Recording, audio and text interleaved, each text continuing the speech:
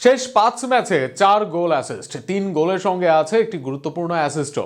সর্বশেষ ম্যাচে গোল করেছেন চ্যাম্পিয়ন লিভারপুলের বিপক্ষে, তাতে জয় পায় তার দল। ইপিএল এর মঞ্চে এই মুহূর্তে দারুণ ছন্দে আছেন এভানিলসন। এই ব্রাজিলিয়ান স্ট্রাইকার পারফরমেন্স নিয়ে থাকছে প্রতিবেদন। শেষ 4 মৌসুমেই গোল স্কোরিংয়ে 2 অঙ্ক ছাড়িয়েছে তার। এর মাঝে 2 মৌসুমে তো করেন 20-এর অধিক গোল। পোর্তোর হয়ে ধারাবাহিক পারফরমেন্স দেখাতেন নিয়মিত, দলকে নিয়ে লিগ ও চ্যাম্পিয়ন্স লিগে দেখাতেন দাপট। এরপর ভালো পারফরমেন্স করেন ইপিএলে এসেও। গত মৌসুমে বোর্নমাউথের হয়ে করেন 12 গোল। তবে এই মৌসুমটা সে মানের যাচ্ছিল না ব্রাজিলিয়ান স্ট্রাইকার এভানিলসনের। মাঝে তো 14 ম্যাচে করতে পেরেছিলেন মোটে 1 গোল।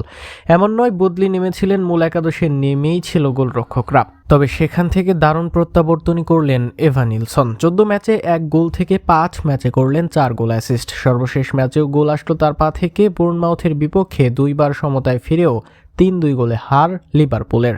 আর সেখানেই শুরুতেই দলের হয়ে গোল করেন এভানিলসন। ম্যাচের 26 মিনিটে ওপেনিং গোল করেন এই স্ট্রাইকার। ভ্যান ডাইকের সাথে ডুয়েলে জয় করে তাকে ডি বক্সে বল বাড়ান ইংলিশ অ্যালেক্স স্কট। তার বাড়ানো বলে ওয়ান টাচে এভানিলসনের ভলি, আর এমন দারুণ শট ফেরাতে ব্যর্থ হন লিভারপুলের গোলরক্ষক। তাতেই লিড পায় বোর্নমাউথ।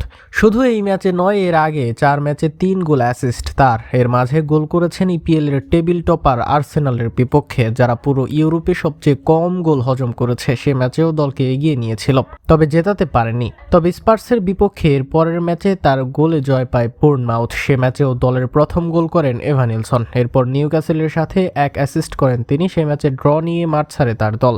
এবার লিভারপুলের বিপক্ষে এনে দিলেন দলের জয়। এভানিলসনের সাথে ফর্মে এসেও বোর্নমাউথও তারাও চলে এসেছে লিগের টেবিলের 13 নম্বরে। এই ব্রাজিলিয়ানের ফর্মে যে কাজে লেগেছে দলের জন্য, সেটা তো অনুমেয়ই। এর আগে ব্রাজিলের হয়ে 1 ম্যাচ খেলেছেন এভানিলসন। নিয়মিত গোল করতে পারদর্শী হলেও ধারাবাহিকতার ছিল সংকট, সেটা বর্তমানে কাটিয়ে উঠতে চাইবেন তিনি। 26-এর এভানিলসনের জন্য জাতীয় দলের দরজা তাই খোলাই থাকবে আগামী দিনের জন্য। তবে দরজায় ঢোকার জন্য আগামী দিনেই এই ধারাবাহিক পারফরমেন্সটা করতে হবে তাকে।